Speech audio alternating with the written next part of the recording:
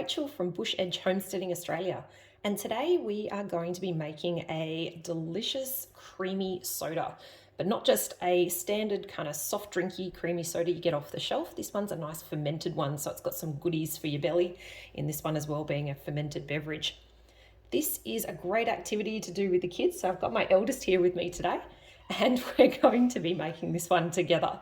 So in order to make a fermented version of a creamy soda, you need to have this one here, and this is a active ginger bug. So I've been making this one over the last 10 days and it's bubbly and ready to use now. I'm not going to go through how to make it in this video though, because I've done a full separate video on that. So if you do want to have a go at making a fermented beverage like this one here, and you haven't got an active ginger bug, have a bit of a look for that other video.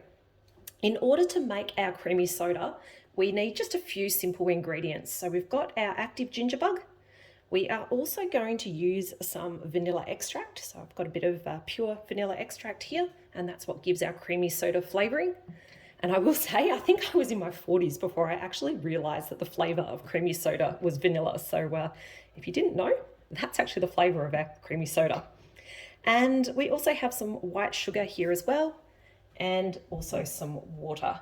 And what we're going to do now is create a bit of a syrup to start off. It's going to be the base of our fermented beverage. This here is the recipe that we're going to be using today, but I'm actually only going to be doing a litre mix, so I'm going to half this. Normally what you would do is add 1 cup of sugar at the start to 2 litres of water. But as I mentioned, I'm just going to halve this today to make a 1 litre batch. So what we'll do is we'll add in 1 litre of water, and then we'll add in our sugar, and it'll be a half a cup of sugar. So do you want to pop those in?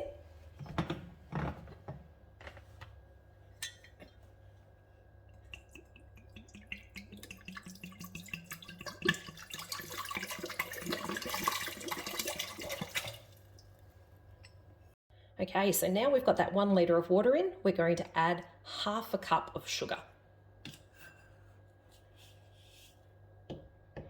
Probably a little bit more to level that out, bud. That looks pretty perfect. Great work. So what we do now is just heat up this syrup until that sugar is all dissolved.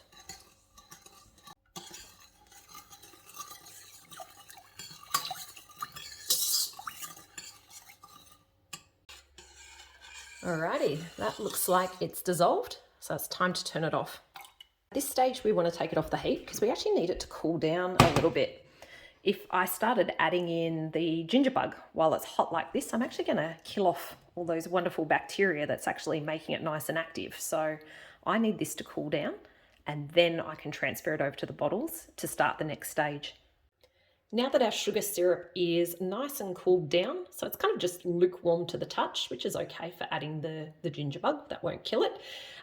What we're going to do now is flavour the syrup up, and we're going to do that by adding in some of our pure vanilla extract. So can I get you to add in 2 tablespoons of vanilla extract?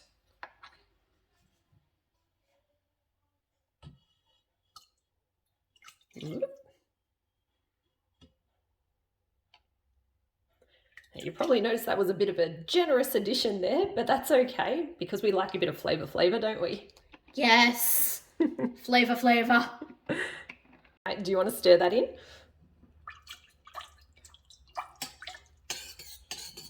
Now that we've got our vanilla extract in for flavour, we're going to add our ginger bug. And this is what's going to introduce all those wonderful bacteria and yeast that will activate this syrup and will create the carbonation once we pop it in the bottle. So I want to try and avoid getting all the chunky bits out of this, so I'm actually going to use the sieve. And the idea is at this point to get 1/4 cup of our ginger bug liquid, and that will be enough to start off our creamy soda. There we go. And these little bits can go back into the ginger bug. Do you want to give that a bit of a stir? There we go. So now you can see where that brown colour comes from creamy soda, can't you? Yep. Awesome. Time to bottle up. When it comes to bottling up, you do need to use the right types of bottles. And the ones that we're going to use here today are these glass ones with the flip top lids. And these can allow a bit of a release of pressure if it builds up too badly via these flip top lids. You also want something with a decent quality of glass as well. This one's got a fairly heavy glass to it. You can get some really cheap thin glass ones and you don't want to use those.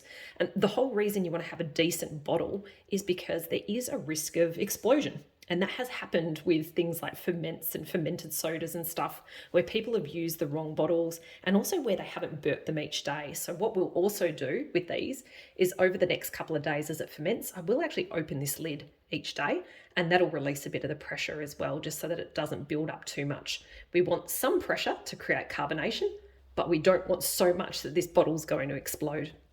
Now these ones here that I've got, they're actually just from Kmart. They're actually quite a cheap bottle you can get from Kmart, but they are a bit of a thicker quality glass, so that's why I quite like to use these ones here.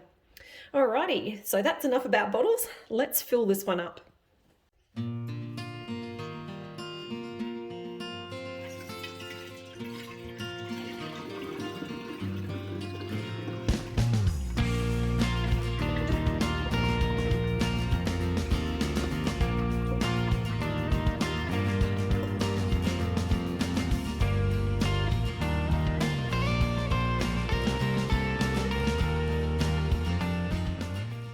Now, I'm not sure if you can see here, but I do have a bit of syrup left over, but I'm actually not going to pop that into this bottle. I do want to leave a little bit of headspace in there, so that's why we'll stop at that point there.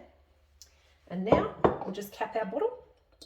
So let's leave this to ferment now for the next few days, and I'll show you each day what it looks like as it starts to build up the carbonation. There's a bit of activity around the house, so apologies for all the background noise, but I did just want to show you burping. As I mentioned, we do need to make sure that we release the pressure on these bottles once a day, and we just do that by kind of opening the bottle a little bit and closing it again. And that way, if there was any crazy build-up of pressure in here, that would have been released. Our creamy soda has been fermenting for 3 days now, which means it's time to give it a bit of a taste. So let's start off by popping the lid and see what type of pressure we've got built up in here. Okay, that's done a nice bit of a pop. Not too much though. So that one there isn't too highly pressurized, not as much as I've had with the ginger beer that's been sitting on the counter for the same amount of time. So this one here, what we might do is pour out a little bit, and if it's not too carbonated, we may actually leave that for another day. Let's give it a go.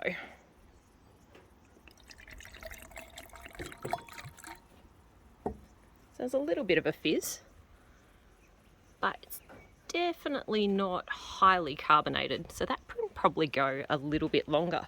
But let's just give it a bit of a taste test anyway. My eldest is actually going to do the tasting on this one. He is a bit of a aficionado when it comes to creamy sodas. All right, so what do you reckon? It tastes good. It tastes good. You got any other comments on it? What does it taste like? It tastes very vanilla-y. Vanilla-y. Well, that's a good thing, because we definitely want this tasting like vanilla. That is the taste of the creamy soda. So does it taste like creamy soda? Yeah, but more vanilla. But more vanilla-y. Well, that was probably because we did go a little heavy on the vanilla when we made this. So do you like more vanilla? It makes it taste better. It does taste better. Well, there you go. So if you are someone that likes vanilla, maybe add in a little bit of extra vanilla like we did when we made this batch. But I do think this one needs a little bit more time. So what I'm going to do is just recap it, and we're going to pop that back on the counter and give it another day just to carbonate a bit more. It's now day 4 and it is a hot day, so I am really hoping that our creamy soda is ready. So let's pop the lid and see what type of carbonation we have today. Now that was a much better pop than we had yesterday. We're still not getting a lot of fizzing. I'm going to give it a bit of a taste today though and see how much carbonation we have.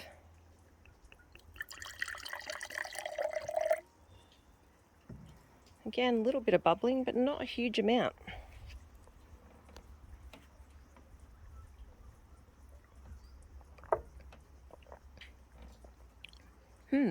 It tastes really good, and it's got a bit of a tingle, but it is still super sweet. It's not quite got that funky enough fermented flavour to my taste, so I actually reckon I'm going to give it another day or so. In fact, I might even just cap this and give it another couple of days.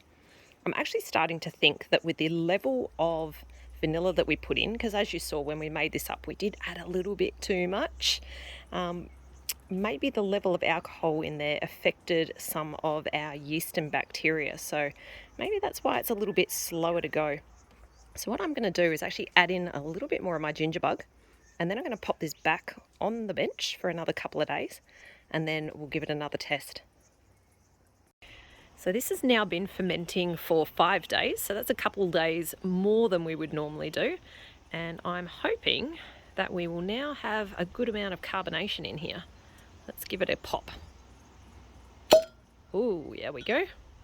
Again, we've got that nice popping sound. That's probably a little bit more than we had last time. It's not fizzing or anything too much as I've done that though. So let's pour some out and we'll give it a bit of a test.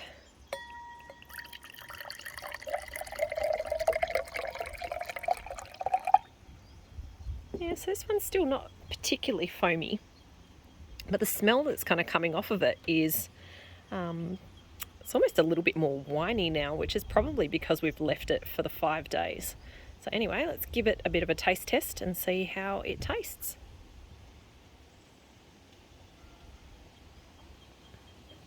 Oh, yep. Okay. That is now super good. I know it didn't foam up too much, but when you drink that, it has that kind of carbonated sort of taste on the tongue. It's not highly carbonated like a lot of soft drinks, but it definitely has that kind of fizz in there. And I'm not sure if you can see the bubbles that's in the glass there, but there is a bit of bubble to it. It's not extreme, but it's definitely what I would call a soda, and it has an amazing, really, really delicious flavour now. It's a bit of a ginger hit to it because I added that additional amount of ginger bug in there, so it's definitely got a bit more ginger bug than you'd normally put in, and that vanilla flavour with that is really, really yummy. So next time, probably not adding quite so much of that vanilla essence though, because I do think that's affected the level of carbonation that we've had in our creamy soda.